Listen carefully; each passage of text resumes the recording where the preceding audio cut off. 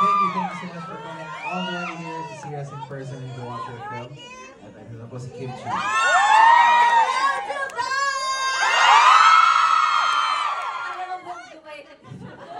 Hello po, magandang hapon po sa inyong lahat. Maraming salamat sa lahat na nandito. We feel the love, the energy, the vibe. Maraming salamat po. Sana ma-enjoy niyo po yung movie. Actually, Kim